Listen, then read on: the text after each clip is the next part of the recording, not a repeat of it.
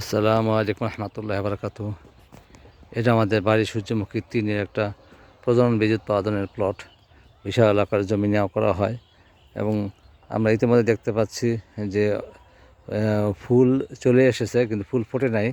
2-4টা ফুল দেখা যাচ্ছে, কিন্তু যখন ফুল ধরা শুরু হবে অত এলাকায় মানুষের ভিড়ে লোকারণ্য হয়ে যায় এই ফুলগুলো, সূর্যমুখী ফুল দেখার জন্য। যা হোক, এবার একটু গতবার আমাদের রাস্তার পাশে করা হয়েছিল, এবার আমাদের একটু ভিতরে করা হয়েছে, কারণ মানুষের ভিড়ে যদি আবার আমাদের ফসল নষ্ট হয়ে যায় সেই জন্য একটু আড়ালে বা সূর্যমুখী 3টা করা হয়েছে। গত বছর আমাদের খুব চমৎকার ফলন হয়েছিল, এই বছরও করা হয়েছে। মাশাআল্লাহ, গাছের গ্রোথ খুবই চমৎকার, আল্লাহ দিলে আছে এখনও। আশা করা যায় ফলনও ভালো পাওয়া যাবে ইনশাল্লাহ। তবে একটা উপদ্রব আছে, টিয়া পাখির উপদ্রব, সেটা থেকে রক্ষা পাওয়ার জন্য আমাদের পরে আবার বার্ডম্যান রাখতে হয়। 1-1.5 মাস বার্ডম্যান থাকে এই ফলগুলো হারভেস্ট করার আগ পর্যন্ত। তো এখনও বার্ডম্যান নিয়োগ দেওয়া হয়নি, যেহেতু ফুল ফোটা শুরু হয় নাই। আর 2-4 দিনের মধ্যে ইনশাল্লাহ বার্ডম্যান রেখে টিয়া পাখি তাড়ানো হবে, নাহলে ওরা সমস্ত বীজগুলো খেয়ে ফেলে।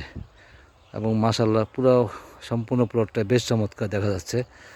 ধন্যবাদ সবাই। ভিডিওটি ভালো থাকলে লাইক, কমেন্ট, শেয়ার, ফলো এবং সাবস্ক্রাইব করেন প্লিজ। আসসালামু আলাইকুম রহমতুল্লাহ।